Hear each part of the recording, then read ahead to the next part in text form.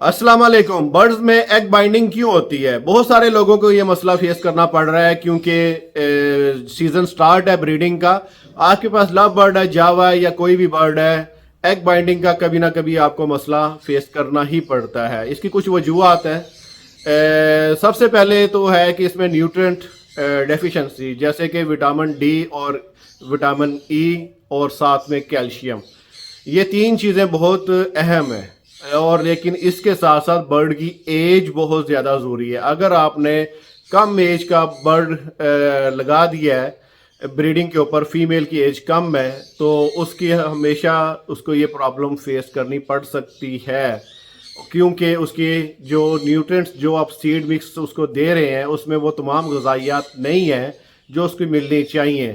अच्छा जी, vitamin D, vitamin E, calcium और selenium ये ज़रूरी होती हैं किसी भी बर्ड फीमेल को एग को प्रोड्यूस करने और बाहर निकालने के लिए। उसका हेल्दी होना बहुत ज़रूरी है। बर्ड की सेहत इस लायक हो कि वो एग को अच्छे से प्रोड्यूस कर सके।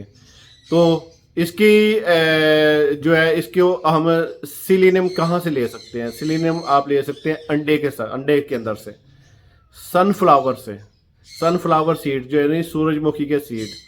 अच्छा, इसमें दो किस्म के सीड आते हैं, एक बड़े वाला एक छोटे वाला। अगर बड़े वाला यूज़ करें तो बहुत अच्छी बात है, क्योंकि उसमें उसका जो है ना गुदा फल ज़्यादा होता है। और दूसरा, इसमें अगर आप चार मगज़ वगैरह सॉफ्ट फूड में यूज़ करें अंडे के साथ, तो वो सोने पे सुहागा है। विटामिन डी और विटामिन डी3 दोनों, ये ज़्यादातर सोर्स इसका सूरज है, सूरज से लिया जा सकता है। लेकिन आप इसको आर्टिफिशली विटामिन मिल जाते हैं नेक्टोन के, नेक्टोन एस है, नेक्टोन ई है। नेक्टोन ई मेल फर्टिलिटी के लिए भी बहुत अच्छा है, और नेक्टोन ई उसके लिए फीमेल के एग बाइंडिंग से बचाने के लिए भी बहुत अच्छा है।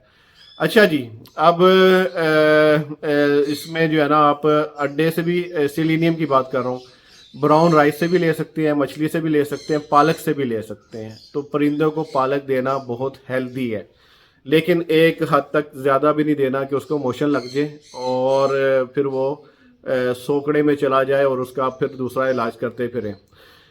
अच्छा जी, इसको आप डिटेक्ट कैसे कर सकते हैं कि इसको फीमेल को एग बाइंडिंग हुई है या नहीं? अगर तो बड़ा बर्ड है ना, तो वो 24 से 48 घंटे में एग ले कर देता है, उसको देखना पड़ता है। अगर उसने 24 से 48 घंटे में एग ले नहीं किया तो उसको फिर फिक्रमंद होना पड़ता है। अगर उसकी फ़्लाइट कम हो गई है, अगर वो बैठ गई है, उड़ नहीं रही, फीड बॉक्स में बैठ गई है, तो फिर आपको वरी करने की ज़रूरत है। कई बर्ड तो 7-7 दिन भी एग को बाइंडिंग रहती है, वो नहीं निकालते। तो इसमें फिर करना क्या होता है, वरी क्यों करना है? तो जो अगर आप उसके पास वेट के पास लेके जाते हैं, वो तो फिर जो गोरे होते हैं वो प्रॉपर उसका एक्सरे करेंगे, फिर उसको देखेंगे कि इसकी किस स्टेज पे है। लेकिन हमारे जो नाड़ी होते हैं वो पकड़ते हैं, पीछे से आइल लगाते हैं, दबाते हैं और उसको एग को निकाल देते हैं। वो एग तो निकल जाता है, लेकिन उसका जो नेक्स्ट एग बनने की जो वो सलाहियत है ना, वो भी काम या ख़त्म हो जाती है, या कई दफ़ा बर्ड उस पेन से मर भी जाता है। तो इस तरह नहीं करना। वेट जो डॉक्टर होते हैं वो उस जो अंडा फंसा हुआ है उसको सिंज से पहले उसके अंदर से उसका वो निकालेंगे, अंदर की उसकी जर्दी सफ़ेदी ये वो, फिर उसका शेल नरम हो जाता है, फिर उसको दबाते हैं, टूट जाता है, फिर उस शेल को बड़े प्यार से निकालेंगे। ये तो हो गया वेट। आप क्या कर सकते हैं? जो मैं तरीक़ेकार आजकल यूज़ कर रहा हूँ, तो जैतून का तेल जो है ना, एक ड्रॉप मैं उसको पिला देता हूँ और थोड़ा सा उसकी बैक साइड पे भी लगा देता हूँ। तो वो इजीली एक दिन या 2 दिन में उसका अंडा खुद से ही बाहर आ जाता है, हमें ज़ोर लगाने की ज़रूरत नहीं पड़ती। और अगर बहुत ज़्यादा इस तरह का मसला हो तो फिर वेट के पास जाना चाहिए। अच्छा, अब अगर अब अंडा भी उसकी एग बाइंडिंग हुई हुई है और बर्ड भी ढीला हो गया है, तो आपने उसको सबसे पहले कैल्शियम देना है, विटामिन ई देना है, विटामिन डी देना है। इसके साथ ऑक्सीटॉक्सन, ऑक्सीटॉक्सन ये सनफ्लावर में होता है, पालक में होता है, नट्स में होता है और फिश में भी होता है।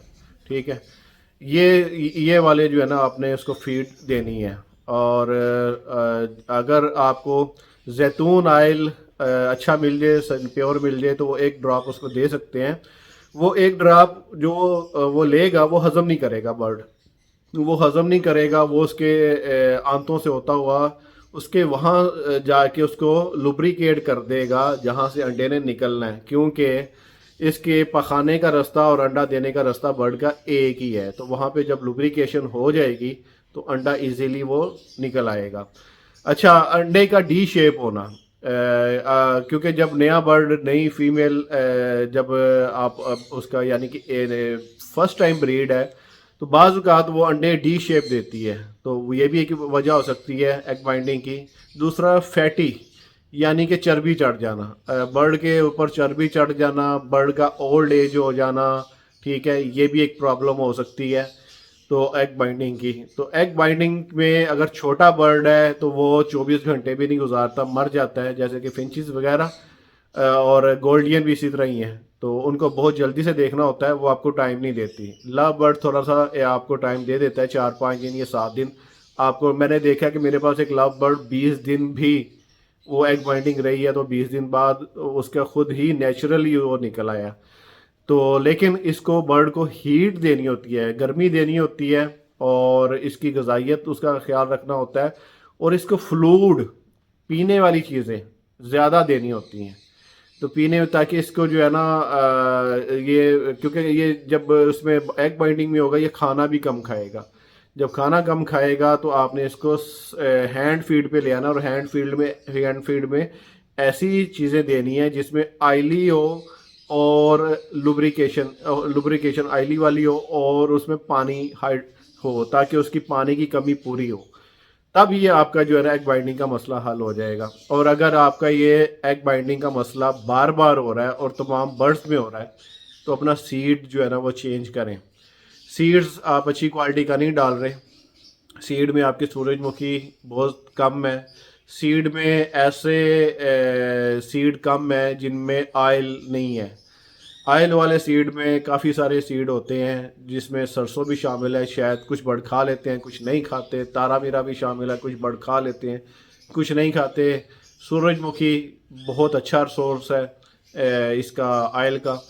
تو اگر برڈ کو ویسے جیسے کہ آئلی چیزیں، جیسے فرائی ہوئی چیزیں آپ دیتے ہیں نا، تو برڈ جو ہے وہ اس کی یعنی کہ وہ بیمار ہو جاتا ہے، جو انسانوں کے کھانے والی چیزیں ہیں.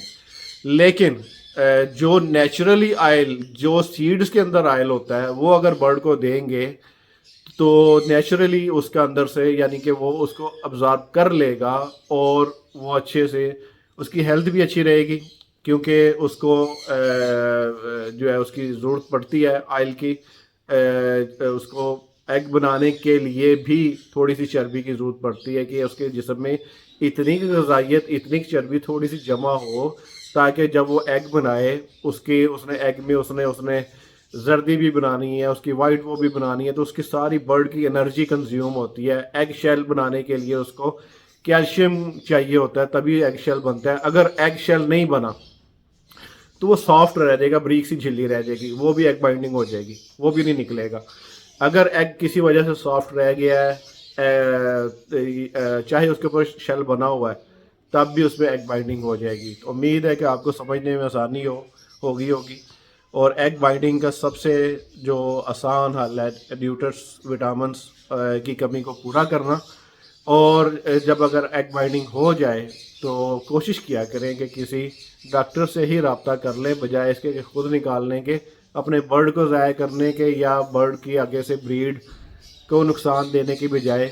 تو نیچرلی طریقے سے اگر اس کو نکالا جائے تو بہت اچھی بات ہے. اگر برڈ کو ہیٹ دے اور منہ میں ایک زیتون کا قطرہ ڈال دے تو وہ نیچرلی خود بخود اس کا ایگ باہر آ جاتا ہے. اگر تھوڑا بہت ہلکا سا پش کرنا بھی پڑے تو بہت نازک ہاتھوں سے جینٹل مساج کر کے تو پھر اس کو پش کیا جاتا ہے. ایک یہ نہیں ہے کہ ایک دم سے ہی اس کو نکال لیا جائے، تو اس سے برڈ کے جو انر سسٹم ہے وہ ڈسٹرب ہو جاتا ہے. تو اور کچھ لوگ کہتے ہیں کہ میرے پاس نہ تو لو برڈ ہے، نہ کچھ اور ہے، اور میں لوگوں کے شیڈ میں جا کے ویڈیوز بناتا ہوں، اور میرے گھر میں آپ کو لو برڈ اور دوسرے کنور کی آوازیں آ رہی ہوں گی. اور جو باقی میرے شیڈ میں ہیں وہ تو الگ ہے. تو شیڈ میں بھی میں نے جو ایکسپینسو برڈ ہیں میرے پاس وہ میں نے گھر پہ لگائے ہوئے ہیں, اور جو تھوڑے سے البائنو, کریمینو, ڈیکینو وغیرہ ہیں اور چھوٹی میوٹیشنیں ہیں, پیل فیلو وغیرہ, وہ میں نے لگائی ہوئی ہیں شیڈ میں. کسی نے وزٹ کرنا ہو تو میرے گھر بھی کر سکتا ہے اور میرے شیڈ میں بھی کر سکتا ہے. اور بڑے بڑے جو بریڈر ہیں ان کی ایوری کے رنگ بھی دیکھ سکتا ہے آ کے. چلیں جی, یہ تو دوسرا ٹاپک ہے, اس کے اوپر بہت سارا وہ چلتا رہتا ہے. نالج شیئر کرنا میرا فرض ہے, کیونکہ جو میں سیکھ رہا ہوں وہ میں نے آپ کو سکھانا ہے. نیو بریڈر کو ضرورت ہوتی ہے, پرانے بریڈر کو تو یہ سب کچھ پتہ ہوتا ہے, وہ تو میری باتوں سے اختلاف کرے گا, غلط کہہ رہے ہیں.